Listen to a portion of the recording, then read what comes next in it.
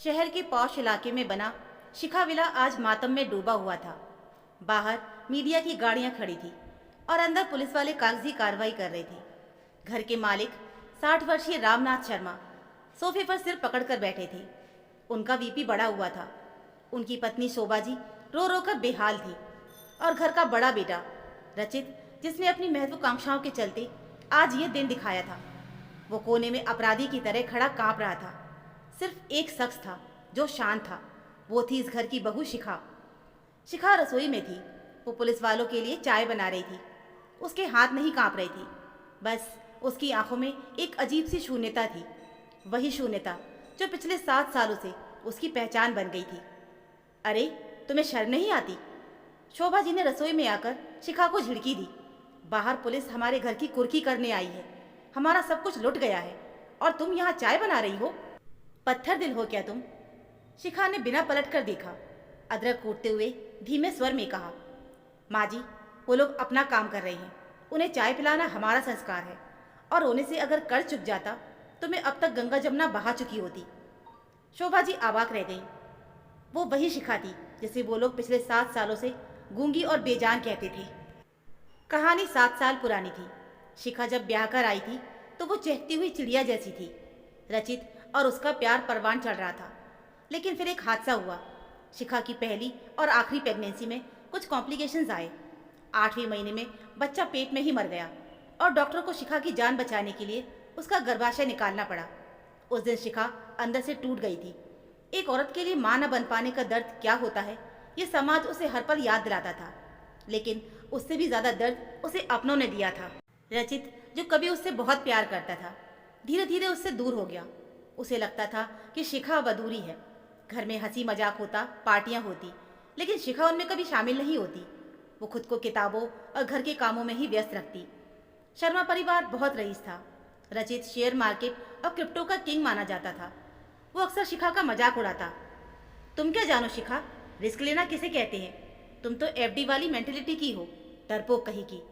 रामनाथ जी भी यही कहते, बहू तुम थोड़ा मॉडर्न बनो। पैसों को तिजोरी में रखने से वो बढ़ता नहीं है। रचित को देखो कैसे करोड़ों से खेलता है। शिखा चुपचाप सुन लेती। वो जानती थी कि टूटना क्या होता है। जब इंसान एक बार पूरी तरह टूट जाता है तो उसे छोटी मोटी चोटों से दर्द होना बंद हो जाता है। उसने अपनी उस टूटन को अपनी ताकत बना लिया था। उसने अपनी चुप्पी को अपनी ढाल बना लिया था। और आज आज रचित को वो रिस्क पूरे परिवार को ले डूबा था। एक बड़े स्कैम में रचित ने न सिर्फ अपना पैसा लगाया था, बल्कि कंपनी के फंड्स और घर के कागजात भी गिरवी रख दिए थे। मार्केट क्रैश हुआ और रातों रात राजा रंक बन गया। 15 करोड़ का कर्ज था और बैंक ने घर खाली करने का नोटिस दे दिया था। 24 घंटे का समय था। ड्राइंग रूम में इंस्पेक्टर ने फाइल बंद करते हुए कहा, मिस्टर शर्मा, कल सुबह 10 बजे तक घर खाली कर दीजिएगा, वरना हमें बल प्रयोग करना पड़ेगा। और रचित जी, आप शहर छोड़कर कहीं नहीं जा सकते। पुलिस के आते ही रचित घुटनों के बल गिर पड़ा। पापा जी, मुझे माफ़ कर दीजिए। मुझे लगा था कि पैसा डबल हो जाएगा। मैंने सब कुछ गवा दिया। हम सड़क पर आ गए हैं पापा। रामनाथ जी ने छाती पीट ली। हाय, अब हम कहाँ जाएंगे? इस बुढ़ापे में मैं रिश्तेदारों के आगे हाथ फैलाऊंगा? हमारी इज्जत मिट्टी में मिल गई। शोभा जी ने रचित का गिरेबान पकड़ लिया। तूने हमें बर्बाद कर दिया। अब हम क्या करेंगे? जहर खा लें? माहौल चीख पुकार से भर गया था। रचित रो रहा था। शोभा जी विलाप कर रही थी और रामनाथ जी दीवार पर सिर पटक रहे थे। ये वो लोग थे जो कल तक मजबूत होने का दावा करते थे, आज ताश के पत्तों की तरह बिखर गए थे। तभी स्टील की ट्रे की मेज पर रखने की खनक हुई। चाय पी लीजिए। शिखा की शांत आवाज गूंजी। तुम्हें चाय की पड़ी है? रचित चिल्लाया। तुम्हें समझ नहीं आ रहा शिखा? कल हम बेघर हो जाएंगे, सड़क पर होंगे। शिखा ने चाय का कप रचित की तरफ बढ़ाया और पहली बार उसकी आंखों में आंखें डालकर देखा। सड़क पर नहीं जाएंगे, उसने दृढ़ता से कहा।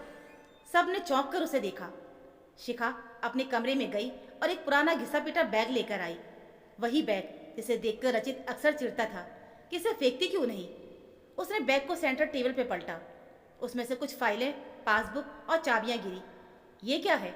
रामनाथ जी ने अचरज से पूछा। शिखा ने एक फाइल उठाई। ये शहर के बाहरी इलाके में नेरुल में एक 2 BHK फ्लैट के कागज है। छोटा है लेकिन हमारा है। पूरी तरह से पेडअप है। सबकी आंखें फटी की फटी रह गईं। फ्लैट? तुम्हारे पास पैसे कहाँ से आए? शोभा जी बड़बड़ाई। शिखा ने दूसरी पासबुक उठाई। और ये इसमें करीब 25 लाख रुपए की एफडी है और ये गोल्ड ब्रांड्स के पेपर हैं करीब 10 लाख की। रचित का मुंह खुला का खुला रह गया। लेकिन कैसे शिखा? मैं तो तुम्हें घर के खर्च के लिए गिने चुने ही पैसे देता था। शिखा ने एक फीकी मुस्कान के साथ कहा, हाँ रचित, तुम मुझे जो घर खर्च को पैसे देते थे उसमें से मैं बचाती थी। तुम जब लाखों की पार्टियां करते थे मैं घर में खाना बनाती थी। तुम जब मुझे महंगी साड़ियां ना पहनने के ताने देते थे मैं वो पैसे बैंक में डालती थी। तुम जब मेरा मजाक उड़ाते थे कि मैं पिछड़ी सोच की हूँ तब मैं तुम्हारे और हमारे बुरे वक्त के लिए तैयारी कर रही थी। उसने एक चाबी रचित के हाथ में रखी। जिस दिन मेरा बच्चा गया उस दिन मेरे अंदर का वो हिस्सा मर गया जो भविष्य के सुनहरे सपने देखता था। मैं समझ गई थी कि जिंदगी कांच की तरह है, कभी भी टूट सकती है। तुम लोग आज टूट रहे हो, मैं 7 साल पहले ही टूट चुकी थी और जो एक बार टूट कर जोड़ता है उसे दोबारा कोई नहीं तोड़ सकता। मुझे पता था रचित कि तुम्हारी ये रफ्तार एक दिन एक्सीडेंट कराएगी, सिर्फ अपने लिए नहीं, हम सब के लिए। कमरे में सन्नाटा छा गया। रामनाथ जी की आंखों में आंसू बह निकले। जिस बहू को उन्होंने हमेशा कमतर आंका आज वही उनकी छत बनकर खड़ी थी। बेटा, रामनाथ जी का गला रुंध गया। हमने तुझे क्या क्या नहीं कहा और तूने?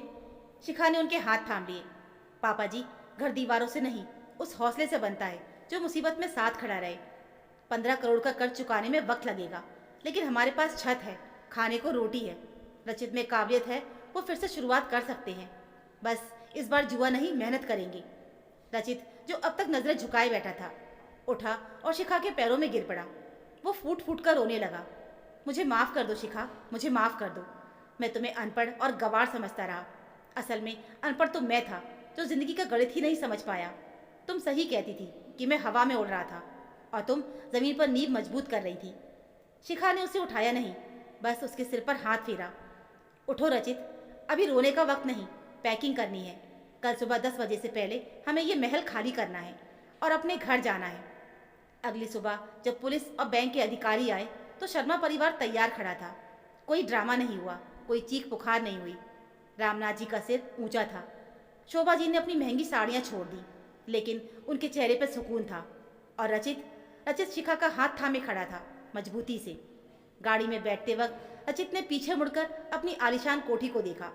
उसे दुख नहीं हुआ। उसने शिखा की तरफ देखा और कहा, आज मुझे समझ आया शिखा कि लोग सही कहते हैं कि बहुत मजबूत हो जाते हैं वो लोग जो अंदर से टूट चुके होते हैं। शिखा मुस्कुराई।